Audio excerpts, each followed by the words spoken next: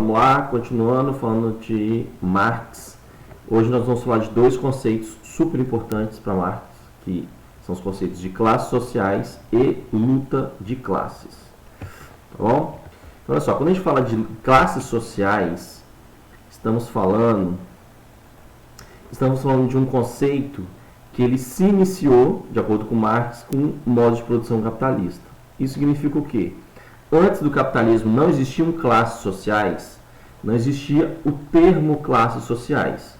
Existiam alguns agrupamentos, existiam diferenças sociais, sim, né, obviamente, sempre existiu ao longo da história, mas classes sociais não. Classes sociais é algo que surge com o capitalismo. Como assim? Antes não tinha classe social?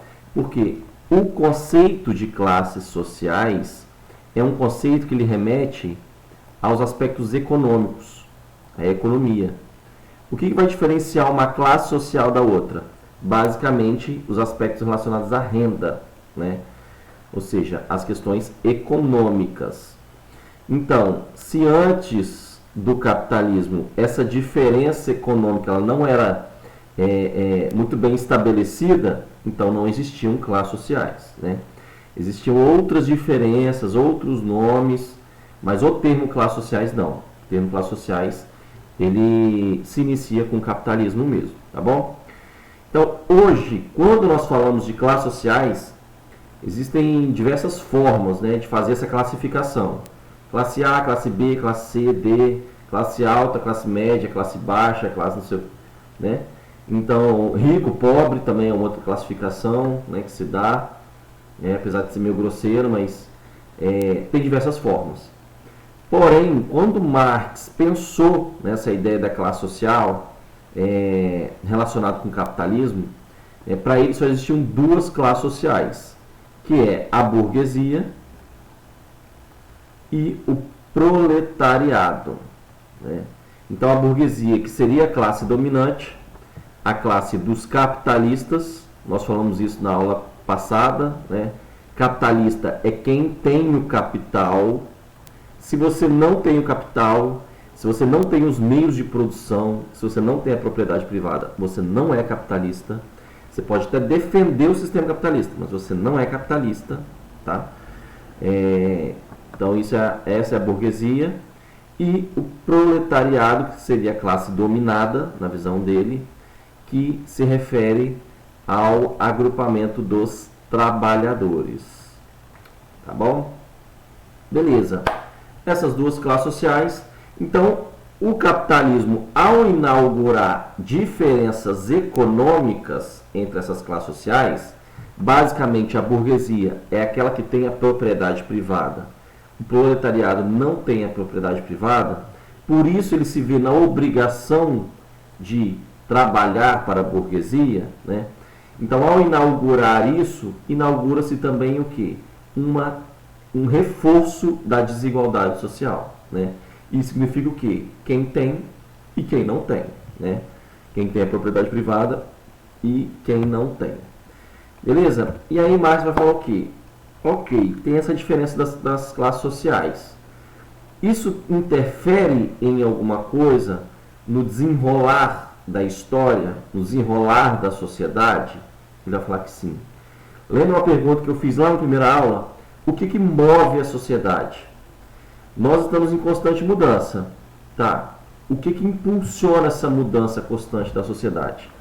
Marx vai falar que são os aspectos econômicos. É a economia, são as bases materiais que servem como principal elemento, né, nas relações da sociedade. Beleza, e o que tem a ver classes sociais com isso? Marx vai falar que as classes sociais, ao longo de toda a história, elas sempre tiveram em confronto. É o que ele chama de luta de classes. Pode anotar esse conceito no seu caderno. É um conceito importantíssimo de luta de classes. Que ele vai falar o quê? A humanidade sempre presenciou várias lutas de classes, ou seja, um confronto entre opressores e oprimidos. No capitalismo, o que são as lutas de classes? A luta de classes, o confronto entre a burguesia e o proletariado. O que isso tem a ver com mover a sociedade, né, com mudar a sociedade? Que isso acaba sendo um processo dialético. Lembra que nós falamos na primeira aula? A partir do momento que uma classe entra em confronto com outra, alguma coisa muda ali. Novas relações, nova forma de pensar muda. Então ela falou que a luta de classes é a força motriz da história. O que é força motriz? Motriz é de movimento, né? Rola da física, de movimento, motor. Então, a partir do momento que tem um confronto entre duas visões diferentes, né, entre dois grupos diferentes, isso faz com que uma terceira ideia, um terceiro movimento, ele seja criado. Tá bom? Eu vou dar um exemplo aqui. O exemplo é a própria greve dos trabalhadores.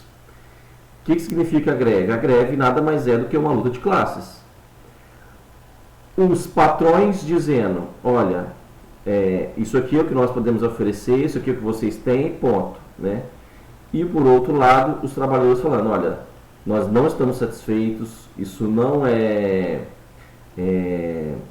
satisfatório e por isso nós vamos nos mobilizar para que alcance direitos, né, alcance outras garantias e por aí vai.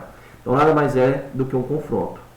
A burguesia dizendo uma coisa, o proletariado dizendo outra, e aí a greve nada mais é do que uma luta de classes. Certo? Vamos colocar um exemplo aqui. Os Correios estiveram em greve agora, 2 meses atrás. Vamos colocar aqui como supondo que eles estavam exigindo a redução da carga horária. Eles trabalham 8 horas diárias, estavam reivindicando trabalhar 6 horas. Né? Reduzir o tempo, mas sem reduzir o salário. Então, essa era a reivindicação principal. É só um exemplo, tá, gente? Estou criando aqui. De uma determinada greve. Então, eles fizeram uma série de protestos, manifestações, paralisação, né? Fizeram uma série de debates entre a categoria, né? O que estava sendo retirado de direitos, de exploração, e por aí vai. Né? Um mês, mais ou menos, fazendo essa mobilização. Ao final de um mês, eles não conquistaram aquilo que eles estavam reivindicando. Ok. Então, eles não conquistaram. Pode-se afirmar que teve uma luta de classes aí? Pode-se afirmar que nesse confronto alguma coisa nova, alguma coisa mobilizou? Porque a luta de classes não é isso? A partir do momento que vai ter uma luta de classes, as coisas vão caminhando? Pode dizer que houve alguma mudança, mesmo eles não reivindicando? A resposta é sim, teve uma mudança. Mesmo não sendo aquilo que eles estavam reivindicando, alguma coisa mudou. Mudou na consciência, talvez, de alguns trabalhadores que não percebiam que estavam sendo explorados, talvez. Então, eles passaram a estar mais atentos àquilo. Né? Passaram a ter uma maior noção sobre direitos, sobre consciência política, sobre a relação do trabalhador com o patrão, com a empresa. Né? Então, nisso, alguma coisa muda. As pessoas não são as mesmas depois de um confronto de ideias. Né? Então, todo confronto político, confronto de ideias, conflito trabalhista, ele gera alguma mudança, tá bom? Pequena ou não. Mesmo que não seja a mudança que está sendo reivindicada. Beleza? Então, ao longo da história, se a gente pensar aí a relação entre trabalhadores e patrões, é sempre uma relação de luta de classes, constantemente. Então, o que mais está dizendo? Se não houver essa luta de classes, a sociedade ela vai caminhando sempre no mesmo ritmo. Né?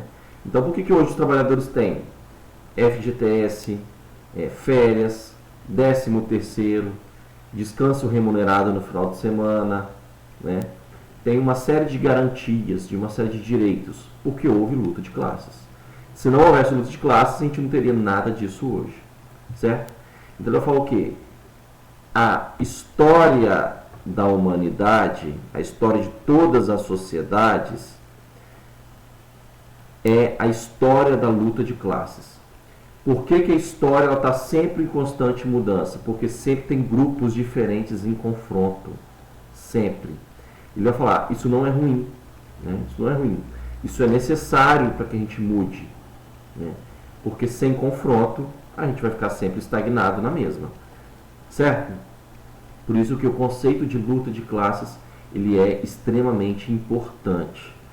E aí, uma outra ideia produzida a partir de Marx também é o da chamada consciência de classe. Se diz muito sobre isso, se discute muito sobre consciência de classe. O que é a consciência de classe? Eu entender que eu sou proletariado, né? Se eu sou proletariado, ou entender também que eu sou burguesia, né? Que classe social eu pertenço? Eu sou de uma classe social privilegiada ou de uma classe social não privilegiada? Porque tem muita gente que é proletariado, que não tem os privilégios de uma sociedade, mas acha que tem, né? Tem muito isso. Falando em termos bem populares, vou colocar assim, tem muito pobre que se acha rico. Não tem isso? Tem muito trabalhador que se acha patrão, né? Tem muito classe baixa que se acha classe média ou que se acha classe alta, né? Isso é ausência de consciência de classe. Então, a partir do momento que a gente tem noção quais são as classes sociais, qual é o nosso lugar no mundo, de onde a gente vem, em que classe social nós estamos inseridos, a gente consegue ter uma noção melhor do que combater, quem combater, que luta a gente deve efetivar, certo? Então é tão importante a gente ter essa noção da chamada consciência de classe, né?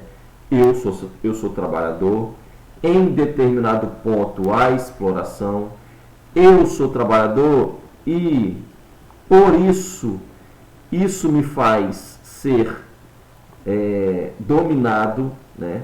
Eu não estou acima de ninguém, não, né? Então isso é extremamente importante. Consciência de classe. Certo, gente? Faça o exercício, comentem, questionem, estou à disposição. Beijo em todos.